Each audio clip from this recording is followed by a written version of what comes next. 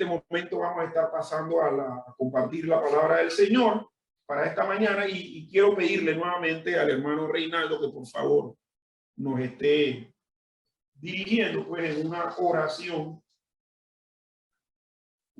oración para que el Señor pues nos ilumine a todos y nos dé esa comprensión de la palabra del Señor en nuestras vidas. Oremos. Gracias, Padre, por este día que has consagrado para que nos juntemos, nos reunamos con corazones humildes y agradecidos por la venida de nuestro Señor Jesús. Ayúdanos, Señor, para que el mensaje impartido sea de gran beneficio a nuestras almas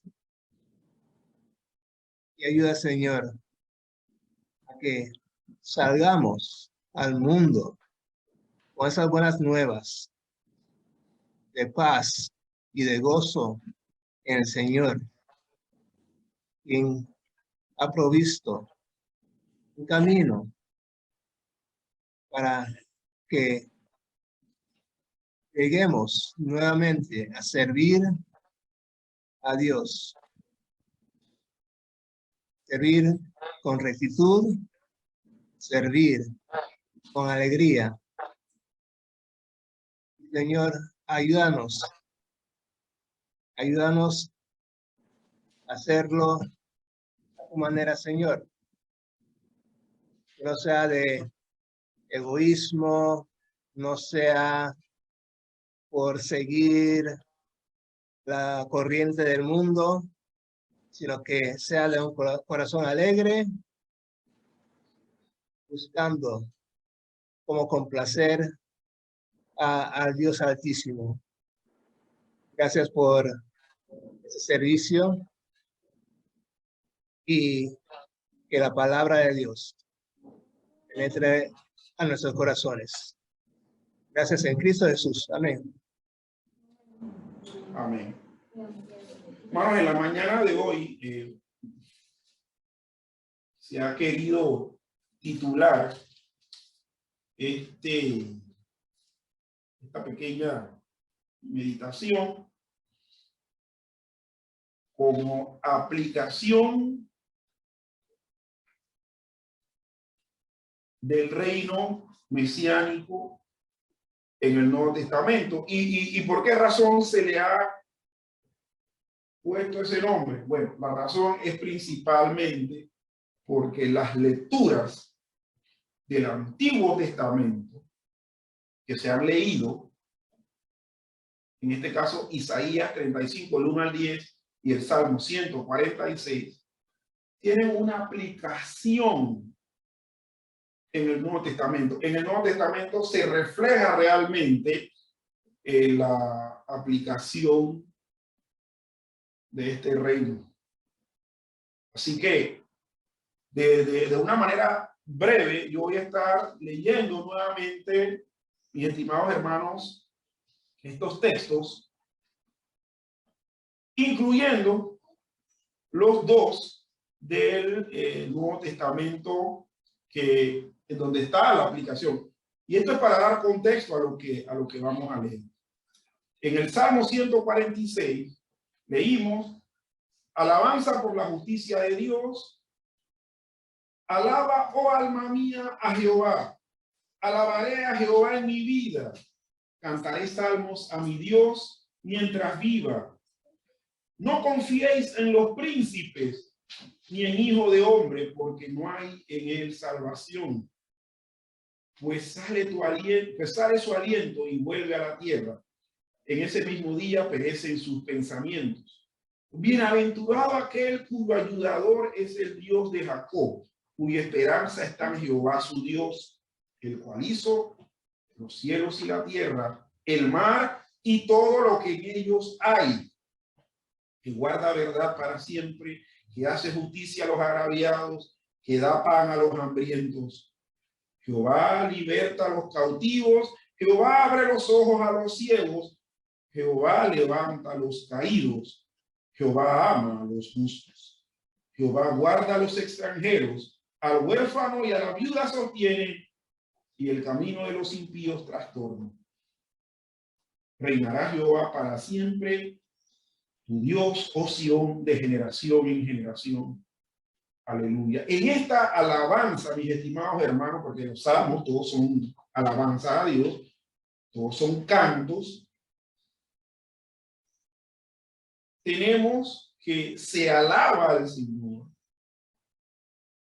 por la marcada diferencia que hay en los resultados del gobierno de Dios y el resultado del gobierno de los hombres. De hecho, este salmo número 146, en su versículo 3 dice: no confíes en los príncipes ni en hijo de hombre, porque no hay en él salvación.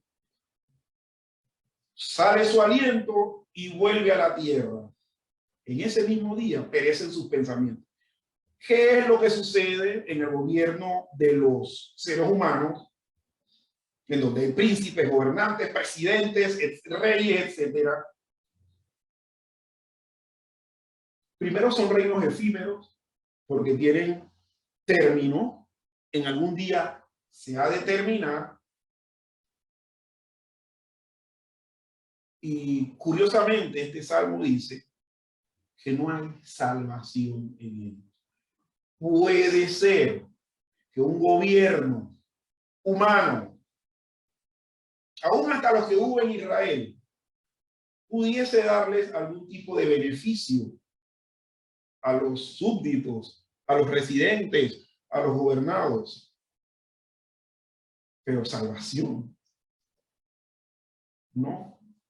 Podían aún comandar batallas en guerras para protegerles de ataques.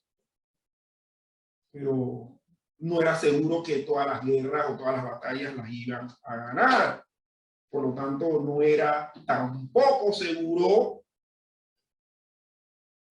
que iban a salvarles del peligro de los enemigos. Sin embargo, cuando se habla del Dios de Jacob, del Dios de Israel, Jehová, se dice que Él hizo los cielos y la tierra, hizo el mar, guarda la verdad para siempre, hace justicia a los agraviados y da pan a los hambrientos, liberta a los cautivos, abre los ojos de los ciegos, levanta a los caídos, ama a los justos, guarda a los extranjeros, al huérfano y a la viuda sostiene, y el camino de los impíos trastorna. Precisamente los beneficios del gobierno de Dios, hermanos, son evidentes, son tangibles, y como veremos en el versículo 10 de este salmo, el reino de Dios es para siempre, eterno, no es efímero, no pasa.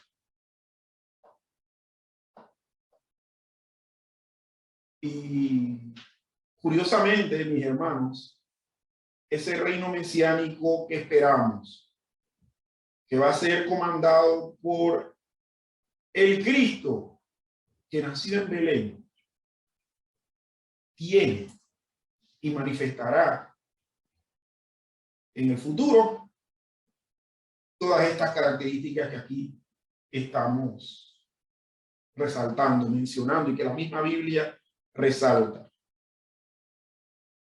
En Isaías 35, del 1 al 10, que se titula El futuro glorioso de Sión, dice: se alegrarán el desierto y la soledad, el yermo se gozará y florecerá como la rosa, florecerá profusamente y también se alegrará y cantará con júbilo. La gloria del Líbano le será dada, la hermosura hermosura del Carmelo y del Sarón.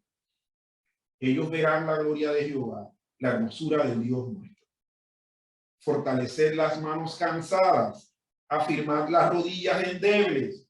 Decid a los de corazón apocado, esforzaos, no temáis, he aquí que vuestro Dios viene con retribución, con pago. Dios mismo vendrá y os salvará.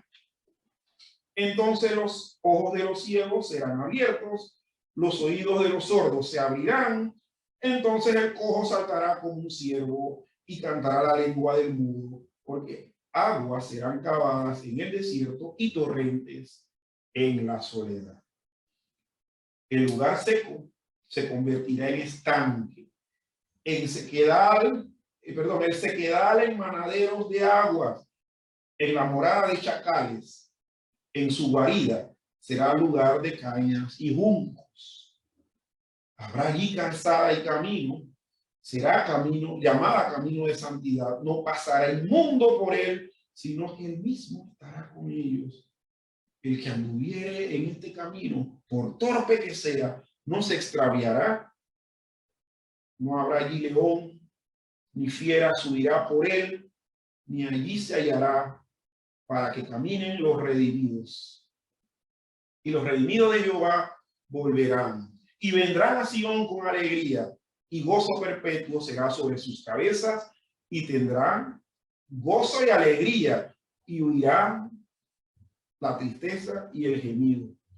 Este texto también, mis estimados hermanos, en cierta manera compara al reino humano con el reino de los hombres. No menciona que el reino humano es efímero, no menciona que el reino humano es ineficaz, pero al decir, hermanos, esto que acabamos de leer, lo glorioso que va a ser el reino futuro, obviamente, mis estimados, se está haciendo una comparación.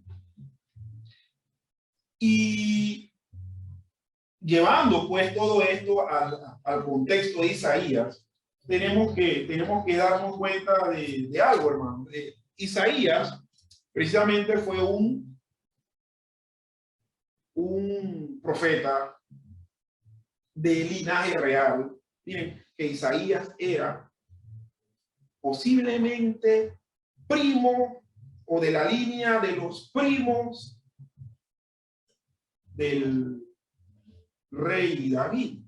De hecho, los historiadores, y aún se sustenta en la misma Biblia, Isaías fue muerto por un rey. O sea, un rey de Judá lo mató.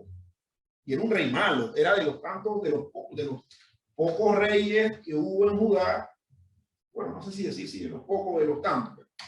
Pero fue uno de los reyes de Judá que andaba endiablado por ahí y agarró a Isaías y lo mató.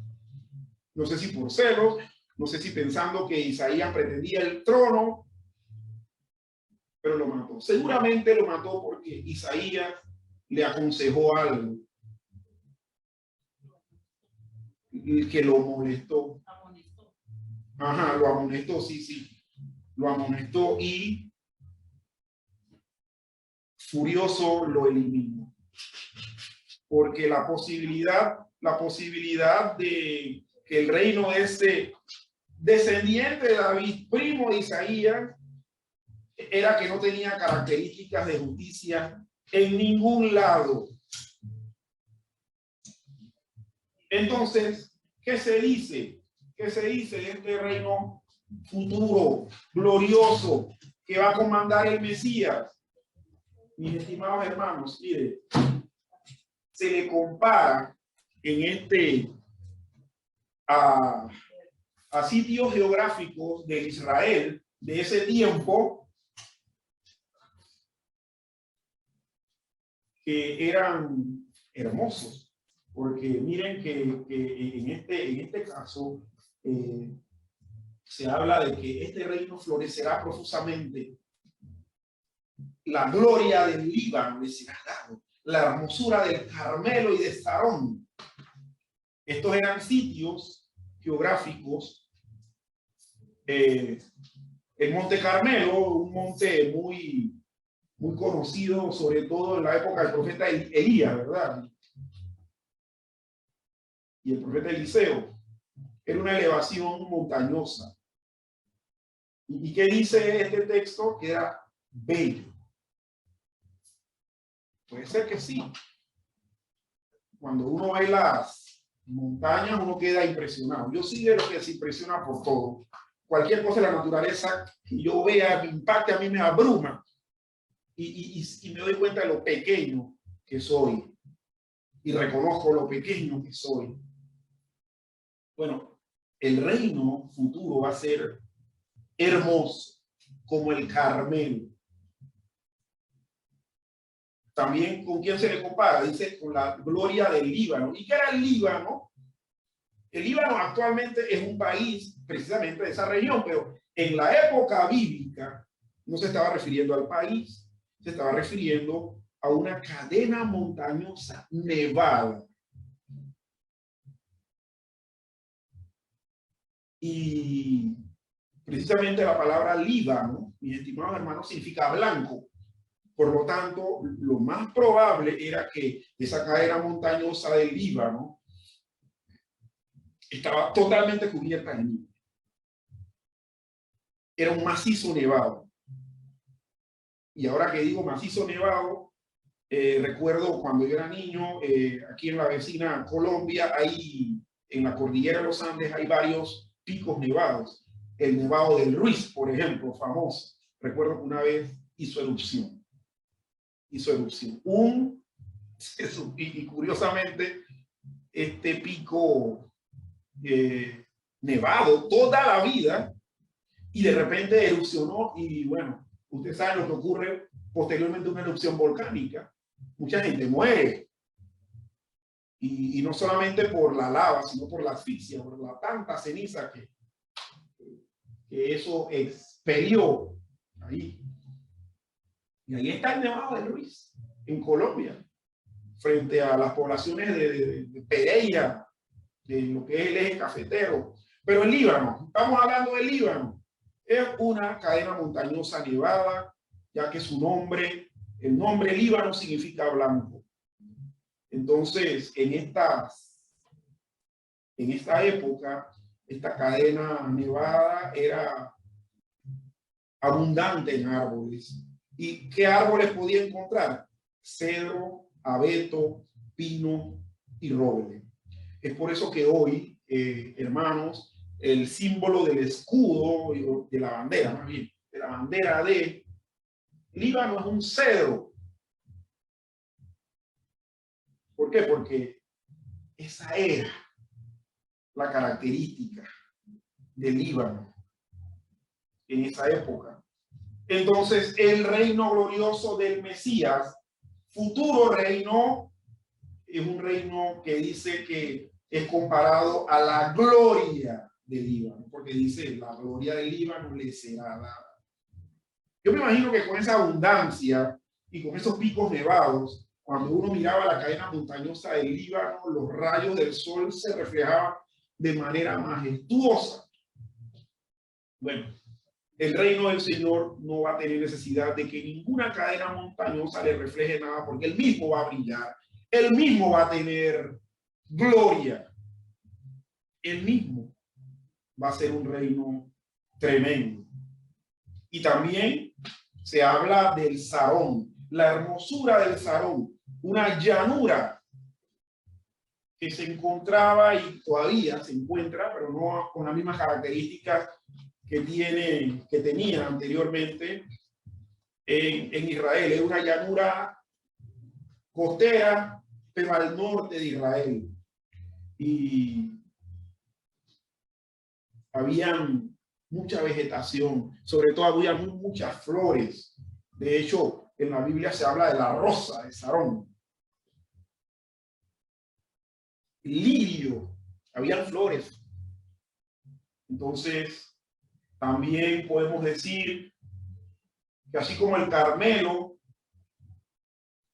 este reino va a tener una hermosura indescriptible. Este reino igualmente, como lo mencionaba el Salmo, en este reino los ojos de los ciegos serán abiertos, cosa que no ocurría en ningún reino terrenal. Los oídos de los sordos se abrirán. El cojo saltará. El mudo cantará y hablará. Y cosas como, por ejemplo, el desierto será convertido en torrentes de soledad. Esto, hermanos, podemos verlo, que puede ser una descripción literal, pero también, obviamente, tenemos que darle una aplicación espiritual. ¿Por qué? Porque nosotros los seres humanos tenemos, y los gobernantes actuales de cualquier reino humano son ciegos, son sordos, son cojos y son improductivos, tan improductivos como el desierto. Y en Israel había desiertos, claro que sí. Sí, el área donde estaba tanto el reino de Judá como el reino del norte de Israel eran lugares semidesérticos. Este reino tendrá características éticas y morales que será llamado camino de santidad y no pasará por él ningún inmundo. No entrará en él ningún pecador, ninguna persona que no se arrepienta, ninguna persona que insiste en pecar, ninguna persona que quiera vivir en la basura moral. Nosotros vemos hoy, y eso una vez alguien hizo precisamente una descripción, porque dicen que la mayoría de las ciudades, de las grandes ciudades, de los estados musulmanes que rodean Israel, son ciudades feas. Así han dicho, que son ciudades feas, llenas de basura. Y eso que el Islam es una religión que hace mucha énfasis en la purificación de las cosas. Sin embargo, son ciudades feas. Cuando usted lo compara con las ciudades del Israel actual, las ciudades israelitas parecen ciudades de Europa, limpias, organizadas, etc. Bueno, eso en el ámbito físico, literal, pero en el ámbito moral, ningún rey va a ser llamado camino de santidad.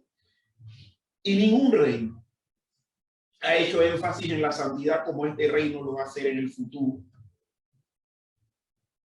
Tanto así que dice que ningún inmundo caminará o habitará o estará con ellos.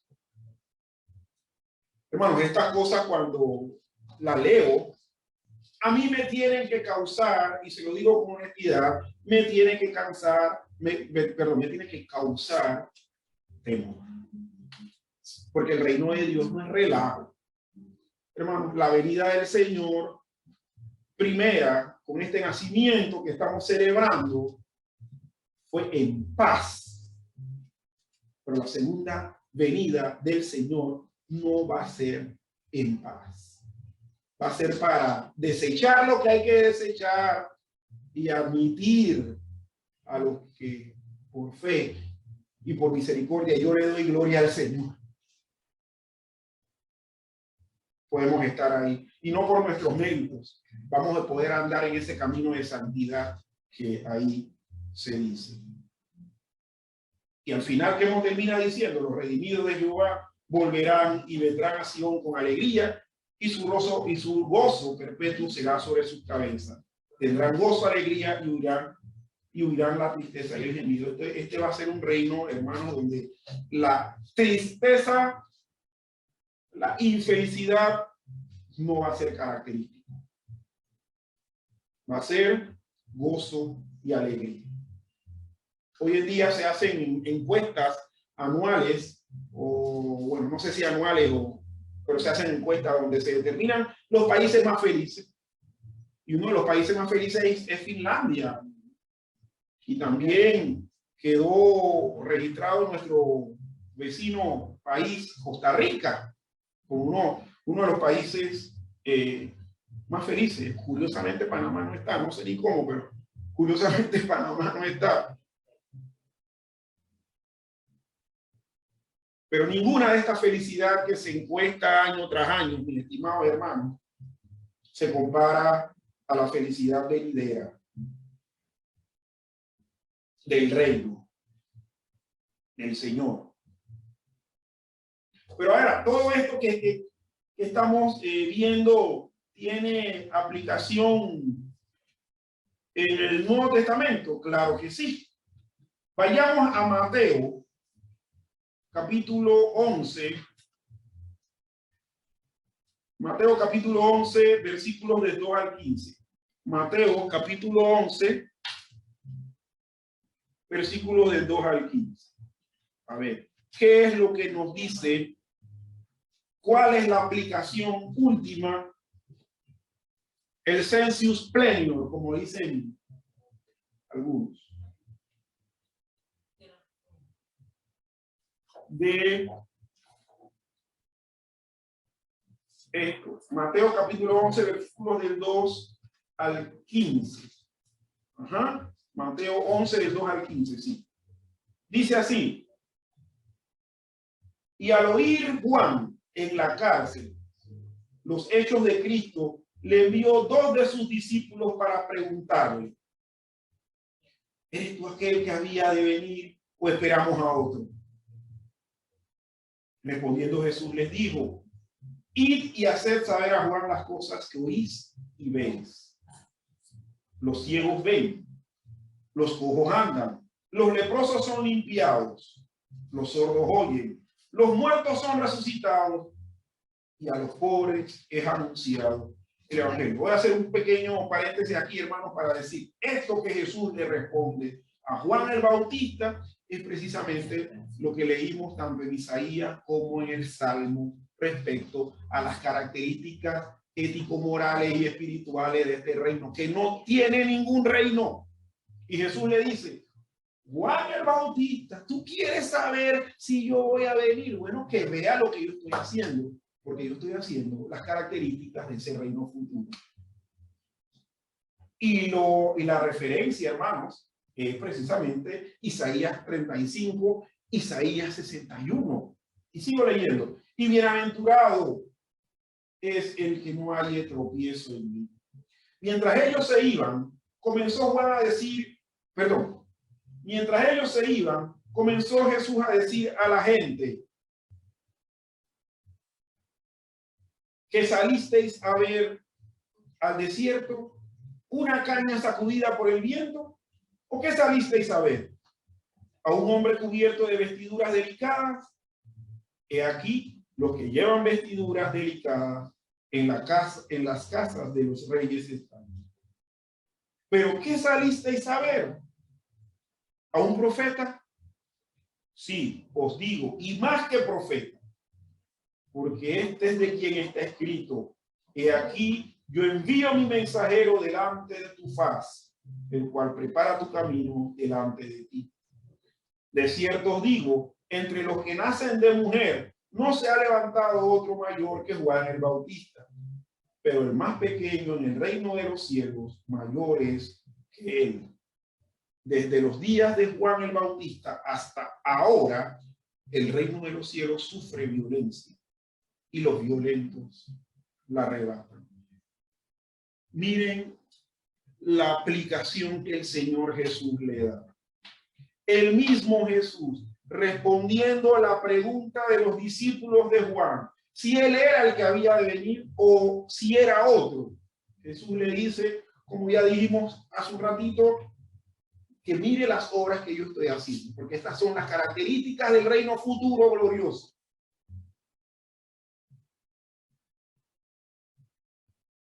Y Jesús,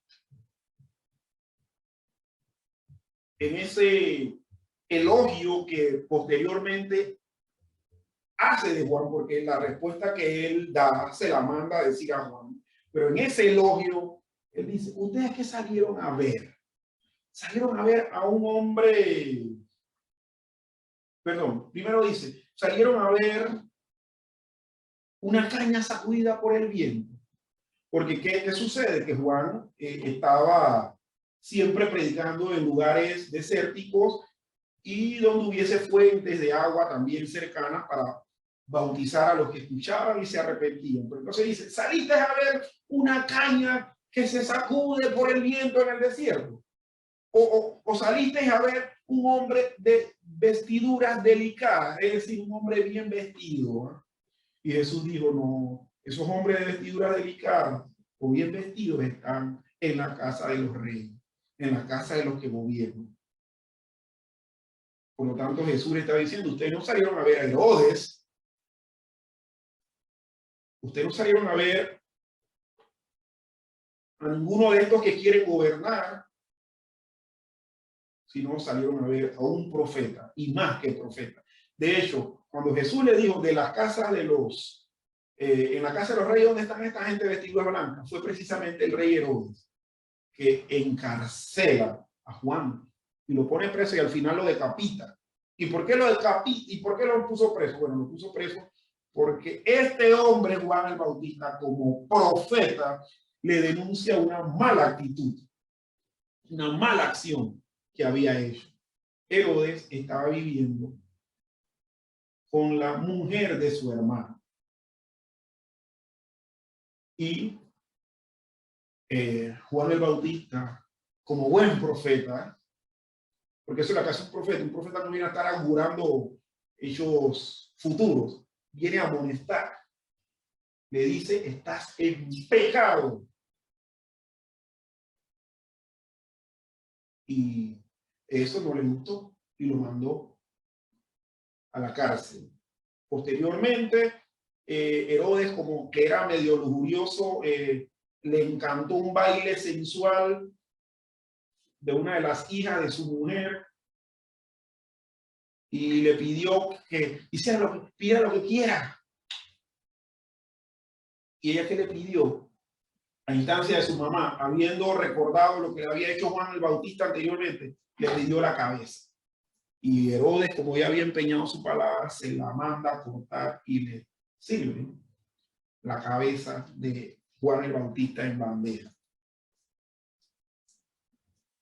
Pero este hombre, profeta, el más grande de los profetas, fue que preparó el camino del Señor. Que preparó el camino del Señor en el anuncio de ese reino. Y el Señor termina diciendo algo curioso de ese reino. Desde los días de Juan el Bautista hasta ahora, el reino de los cielos sufre violencia y los violentos lo arrebatan. ¿Quiénes son los que entran al reino de los cielos? Y dice Jesús, como le dije, elogiando y diciendo una verdad que solamente conocía a Jesús. Desde los días de Juan el Bautista, ese reino futuro, glorioso, perfecto, desde la predicación de Juan hasta la hora de Jesús, y nosotros también podemos decir hasta ahora con nosotros, está sufriendo violencia y entran aquellos que confían precisamente en ese rey de ese reino. ¿Qué anunciamos nosotros en la Navidad? Precisamente eso. Ese reino puede ser compuesto por personas que crean en el Señor. Y nuestra responsabilidad también es compartir ese mensaje, aunque les moleste a otros. Juan el Bautista lo hizo porque le preparó el camino del Señor y eso le costó la cabeza. Pero de igual manera, hubo gente entrando al reino de los cielos. ¿Por qué? Porque eran los llamados a entrar. creyeron. Y hermanos, créame que cuando todos estemos, como dice el himno, cuando estemos en gloria en presencia de nuestro Redentor, cuando todos estemos, vamos a ver no solamente a Juan el Bautista, vamos a ver a mucha gente que ha creído y que, como lo describe Jesús, han arrebatado el reino con violencia. Porque, hermanos, creer en el Señor, vivir la vida cristiana, hacer obra de súbdito de ese reino, es de valientes. Es de valientes y de gente que violenta en ese sentido. Ustedes ven que a los cristianos en todos los sitios del mundo los matan. Si viven en un país islámico, le tiran granadas, le tiran balas y matan un montón de gente para eliminar el testimonio de Cristo. Y sin embargo, la iglesia del Señor sigue predicando, sigue anunciando el evangelio, porque en ese sitio donde mataron gente, surge nuevamente gente que cree en el Señor y sigue compartiendo la palabra. Esto es de valientes. ¿Sabe cuántos de nosotros se nos puede en un futuro acusar de cosas falsas por el hecho de que estamos predicando el evangelio? Y nos van a querer dañar. Pero nosotros con violencia y valentía tenemos que compartir, aunque nos cueste la cabeza, porque van a haber personas que tienen que oír este mensaje para componer el reino. Y por último, mis estimados hermanos, vamos a estar leyendo Santiago capítulo 3. Santiago capítulo 5, disculpen. Santiago capítulo 5, versículos del 1, perdón. Santiago capítulo 5, versículos del 7 al 11. Santiago 5, del 7 al 11. Ok, ¿qué dice este texto de la palabra del Señor? Dice lo siguiente. Santiago 5, del 7 al 11 dice: bajo el título de apacentar la grey de Dios. Perdón. Ay, hermano, disculpe. Santiago 5, disculpen, hermano. Del 7 al 11, ser pacientes y orar. Dice así: por tanto, hermanos, tened paciencia hasta la venida del Señor. Mirad cómo el labrador espera el precioso fruto de la tierra, aguardando con paciencia hasta que reciba la lluvia temprana y la tardía. Tened también vosotros paciencia y afirmad vuestros corazones, porque la venida del Señor se acerca. Hermanos, no os quejéis unos contra otros, para que no seáis condenados. He aquí, el juez está delante de la puerta. Hermanos míos, tomad como ejemplo de aflicción y de paciencia a los profetas que hablaron en nombre del Señor. He aquí, tenemos por bienaventurados a los que sufren. Habéis oído de la paciencia de Job y habéis visto el fin del Señor, que el Señor es muy misericordioso y compasivo. Bueno, hermanos, la pregunta interesante es: ¿qué tiene que ver esto con la Navidad? ¿Y qué tiene que ver esto con lo que hemos estado nosotros leyendo y compartiendo en esta tercera semana de Adviento que empieza hoy? Bueno, precisamente en esa aplicación del reino mesiánico del Nuevo Testamento, el apóstol Santiago, medio hermano de Jesús, nos habla de la venida futura del Señor. Daba por hecho, con certeza, de que ese Señor que había nacido, predicado, hecho bienes, muerto y resucitado, iba a regresar. Y habla del labrador que es paciente cuando siembra y espera el brote de la planta y la cosecha futura. Este reino, mis estimados hermanos, tiene aplicación para aquellos que con paciencia tenemos que esperarlo y en esa espera tenemos que anunciar. ¿Y por qué digo esto, hermanos? Porque el apóstol Santiago, en el versículo 11, dice que tenemos por bienaventurado a los que sufren. ¿Quiénes son los que sufren? Esos mismos que son ejemplos de paciencia. Esos mismos que son ejemplos de paciencia y que anunciaron el reino del Señor, los profetas. Tenemos por bienaventurados a los que sufren. Los profetas sufrieron. Los apóstoles sufrieron. Muchos cristianos hoy en día sufren. Y hermanos, nosotros tendremos que sufrir algunos.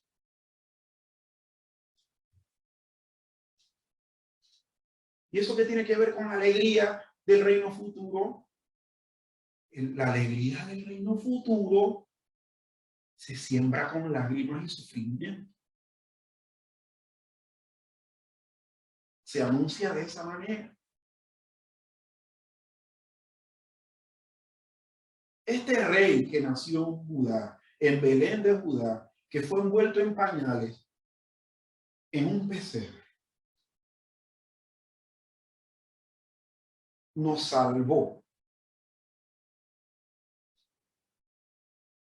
a través de la fe, con el propósito, hermanos, de que nosotros proclamemos ese evangelio con paciencia y sabiendo que vamos a salir malheridos o decapitados o muertos, pero seremos seguros herederos de ese glorioso reino donde el mudo habla, donde el sordo oye, donde el ciego ve, donde el camino es camino de santidad y donde la alegría, la paz y el gozo van a ser las características.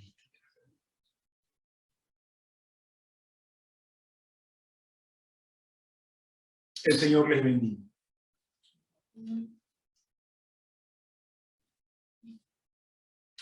Amén.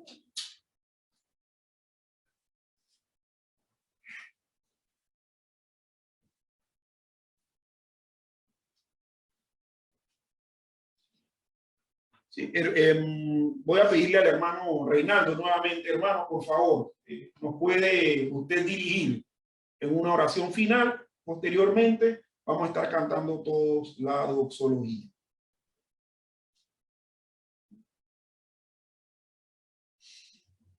Oremos. Padre Santo, gracias te damos por esta mañana en la cual nos reúnes, la cual nos das la oportunidad de alabarte en conjunto, de darte gracias, de reunirnos en compañerismo entre hermanos en Jesucristo. Gracias. Ayúdanos a salir con gozo al mundo para que se conozca el evangelio, para que se conozca que Dios mora entre nosotros. Gracias, Padre. Bendice el resto de esta semana. En Cristo Jesús. Amén. Amén. Cantemos todos el himno 624, la doxología final. Voy a pedirle a los que están aquí, por favor, nos pongamos en pie. Y entonces nos despedimos.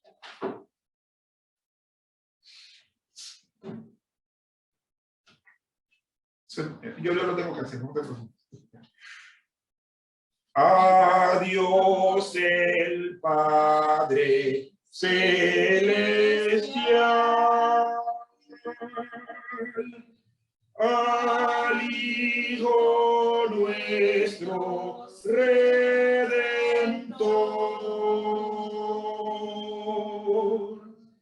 y al eternal Consolador,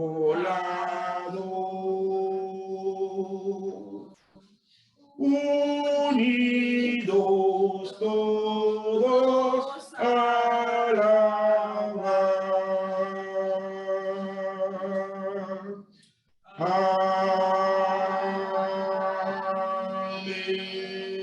Amén. Dios le bendiga. Estamos despedidos. Amén. Ay, perdón. Está saludando el niño aquí. Sí, sí. Quiere que lo vean. Hola. Nos vemos, Leila. Leila, hola. Te bendiga. Hola, señor Reinaldo. Y señora Alba. Y señora Alba. Es que él iba a decir señora Reinaldo, por eso. ¡Ah! Bueno, nos vemos ahora. Dale. Adiós.